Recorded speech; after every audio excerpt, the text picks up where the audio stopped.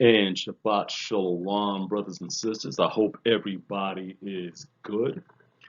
I just wanted to jump on here and I wanted to kind of take some time to do a part two to my Words and Power presentation that I had done a few weeks back because there were some other things, revelations, if you will, that I want to share in terms of words and power and how they affect our lives. So I hope Israel is doing well. I hope we're continuing to awaken, and I hope we're continuing to grow in wisdom.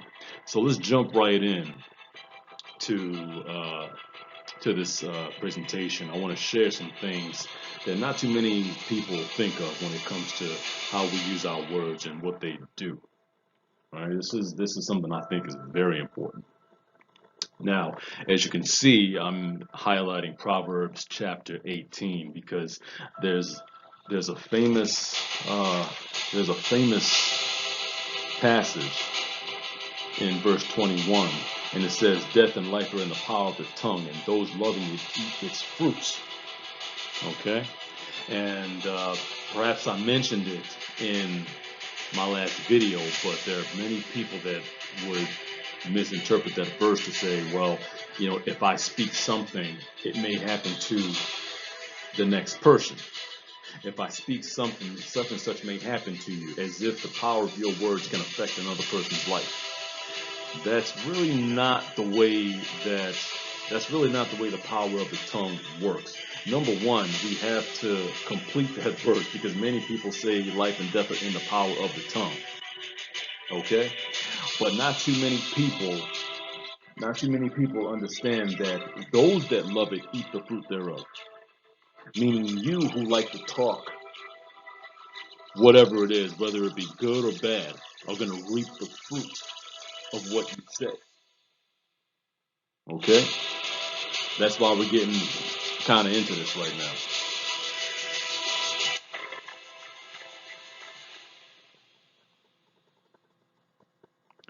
What I want us to pay attention to is the fact that when you speak a word, whether it's good or bad, you may affect the person in terms of what you do to their feelings, but you're not shaping the course of their life. Life and death being in the power of the tongue has to do with shaping a life course. It has to do with your words being like an invisible set of hands shaping the circumstances of a life. But guess whose life circumstances you're shaping? It's your own. When we start to curse a person, guess who you're cursing? Yourself. That's why when we stand in unforgiveness, when we sit in unforgiveness, and we just continually speak ill of a person, it's your life that becomes stagnated, not the other person who is likely not even thinking about you, right? It's not the other person who may not even know that they did anything to you, right? So things to be considered.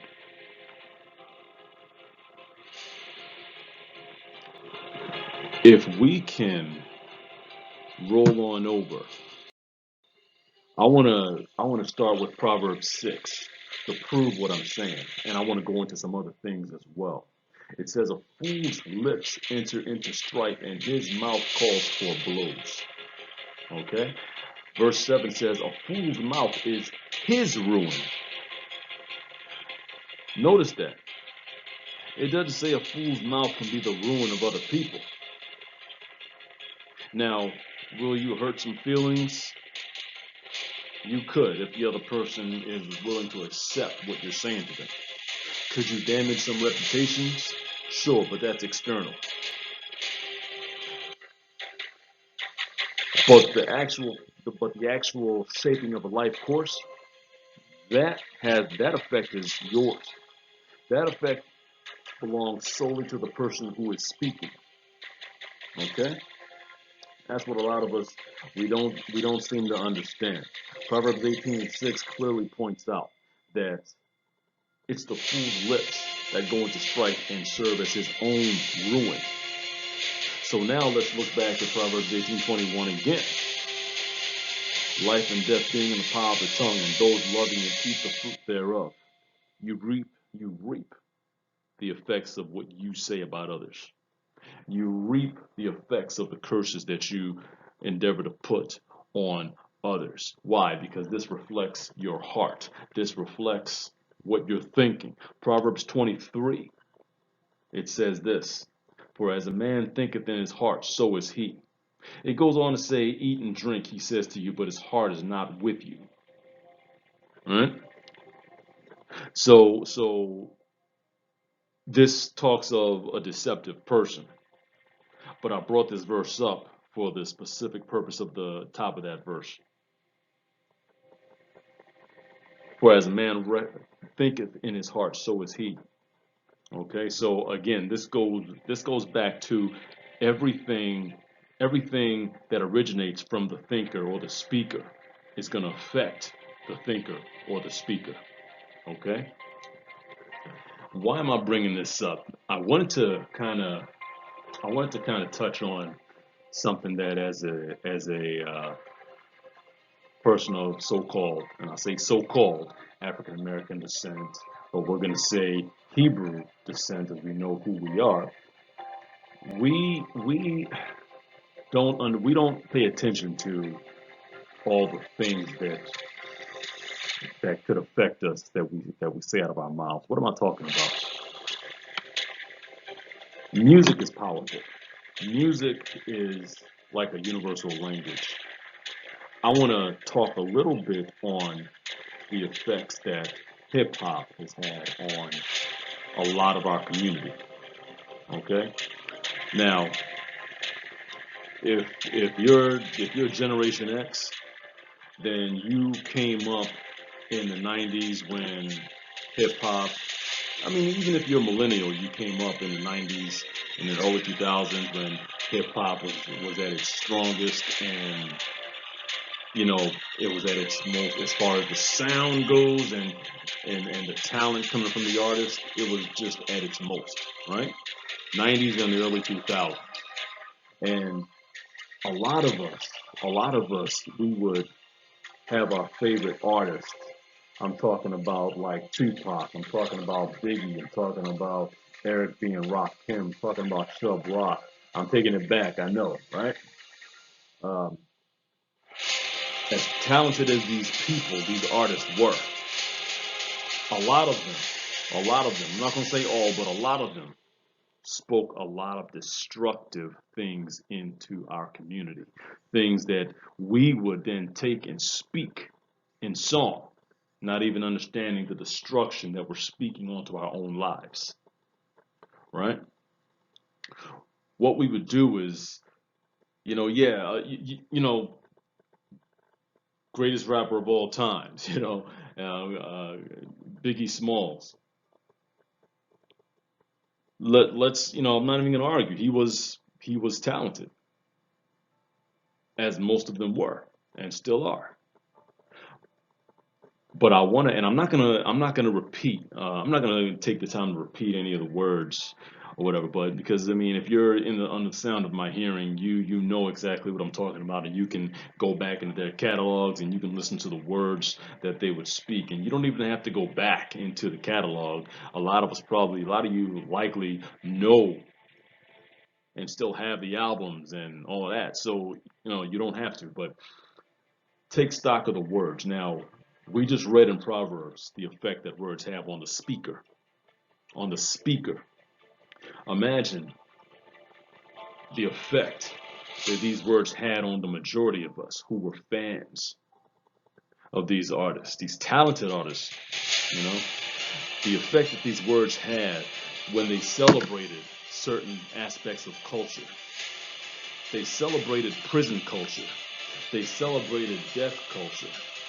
They celebrated hood living and ghetto culture.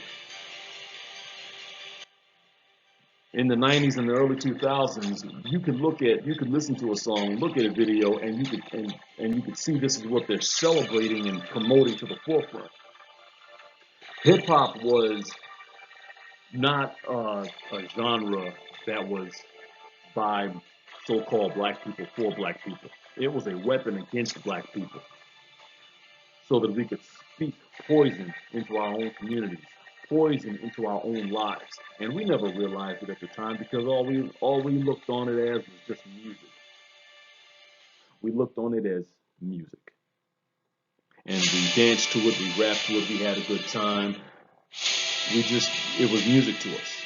Not understanding that this was actually more than music, it was a shaping of our lives.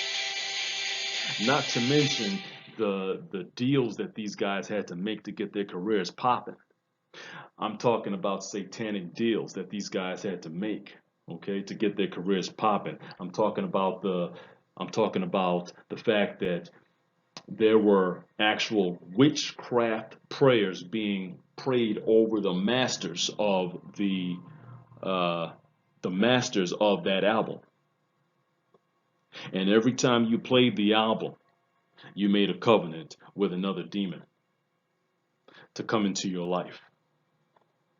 But that's another topic. I'm not gonna go too much into that. We're on words right now. Words. Okay? If you look at any other culture, what culture in their right mind is gonna celebrate hood living? Nobody wants to live in the ghetto. People that live in the ghetto don't want to live there. But yet here we are listening to a genre of music that celebrates and glorifies hood living, prison culture, death culture, and things like it. When people in their right mind are going to work hard so that they can get away from that kind of life, stay away from that kind of life. But a lot of us, I'm not going to say all of us, but a lot of us, were so influenced in such a way that we celebrated things that nobody in their right mind would ever want to celebrate. We gravitated towards things that nobody in their right mind would want to gravitate towards. I've actually myself seen and been around people who would give more respect to a person who had just come out of jail as opposed to a person who had just finished college or finished their master's program or whatever the case may be. Why are you giving respect to a person who just got out of prison? And this is not to say that nobody deserves basic respect. You should respect everybody. But what I'm saying is, and maybe the word respect is the wrong word to use. It's more of a pedestalizing or a glorification of. There's a certain persona that we as Hebrew men and women were taught that we're supposed to have. And this is what the hip hop culture taught us. The hip hop culture taught us that if you didn't have this persona, this NIGGER-ish type of persona, then you didn't know how to identify with your so-called blackness. Okay? If you didn't have this persona, so you didn't know how to be a man, you didn't know how to be black, you didn't know how to identify, it gave you these false messages. When the reality of things are, nobody in their right mind wants to carry that persona around. Notice I said their right mind. Nobody in their right mind wants to carry around the persona of being a hood rat. Nobody in their right mind. Nobody in their right mind wants to live in the ghetto. Nobody in their right mind wants to be around death all the time. Nobody in their right mind wants to go to prison and spend time there. Nobody in their right mind. But guess what? This was the spell that was cast on us by the music. And we spoke the words of our favorite rappers. We spoke the words of our favorite artists. And believe it or not, I had seen a lot of lives negatively affected and wondering why so many of our people do such unnecessarily stupid things. Not understanding that you're influencing yourself by speaking certain things into your own soul. I went to school with a couple of guys, and I prayed the Most High Yah that I made it this far without getting into that kind of trouble, without being hung up and having my life taken from me you know, either by prison time or by death. I praise the Most High Yah for that. But I came up with a guy who, you know, went to jail for robbing a pizza store. Now, keep in mind, this guy was not one of the have-nots. He was definitely one of the haves. But he saw fit to rob a pizza store. And I would always wonder why. You didn't want for anything, but yet here you are. Now, here you are destroying your life, halting your life, stagnating your life. Why? Because there was a persona that was glorified in your mind.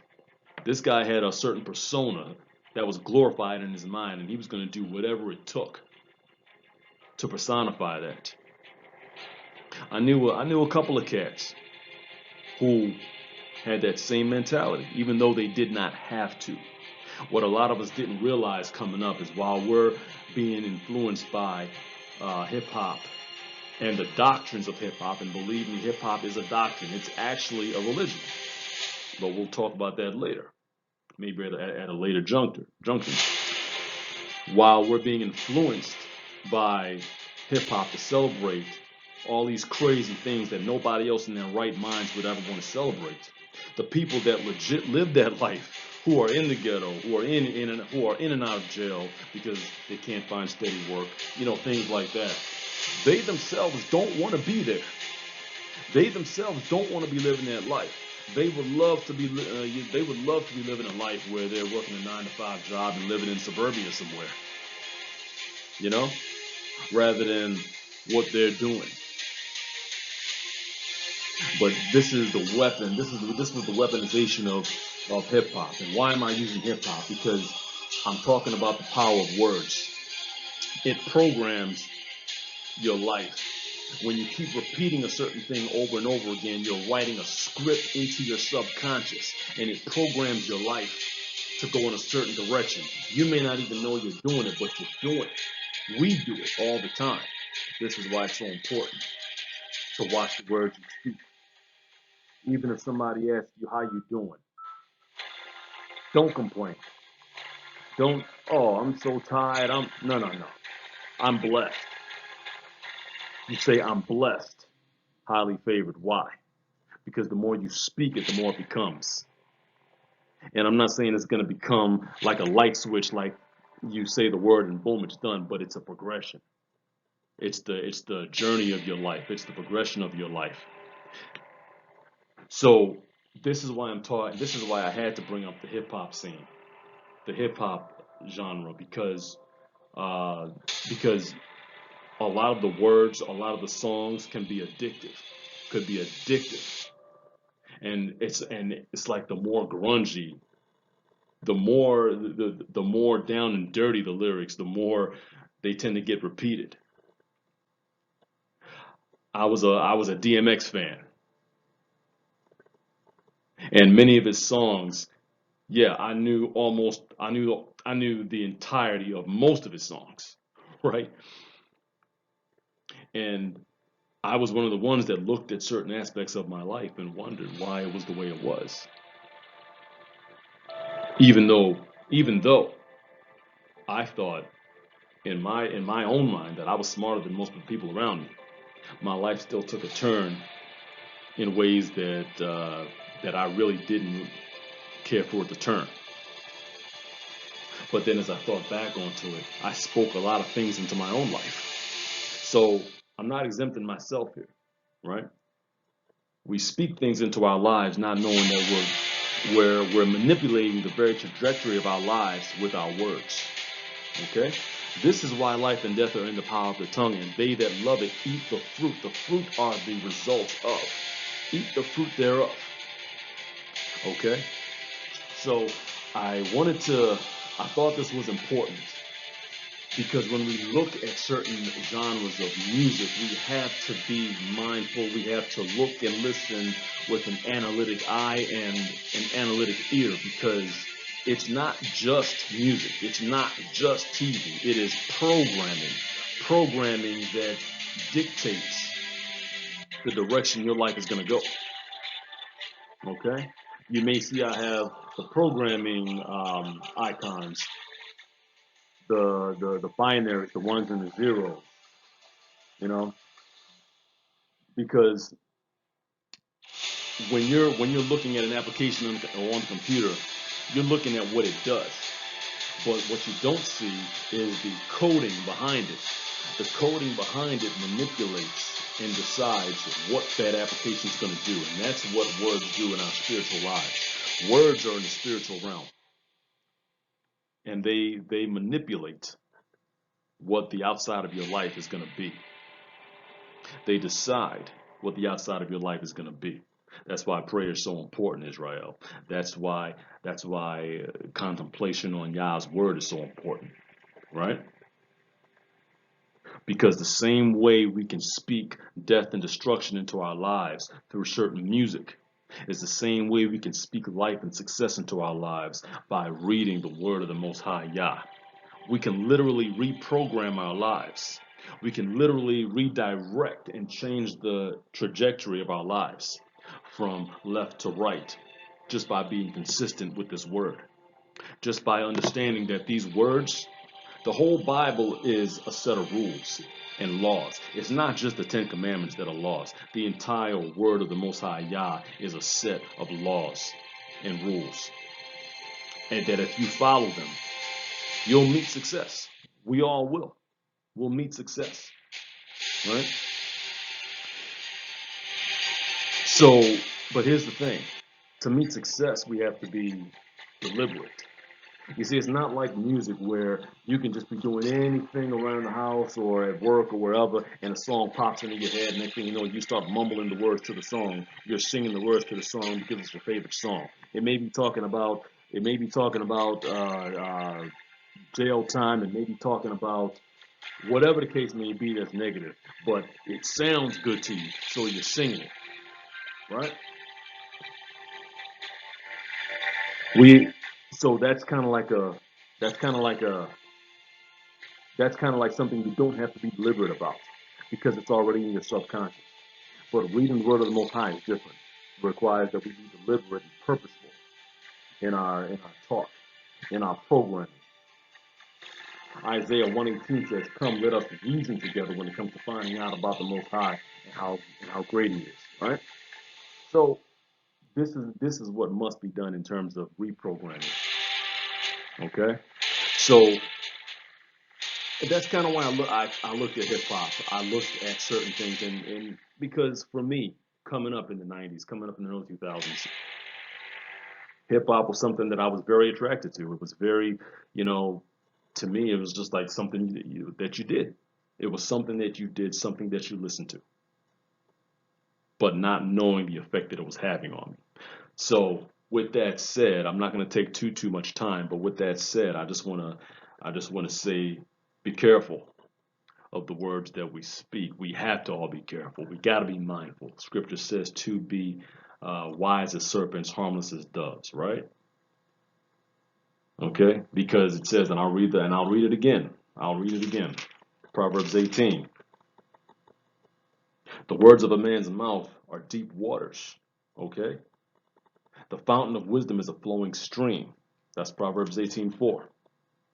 Okay, words matter. Words shape. Words shape your life, not the person that you're trying to curse, not other people's lives, but your own life. All right. So with that said, I want to wish everybody a peaceful Shabbat and a happy start to the new week. Shalom.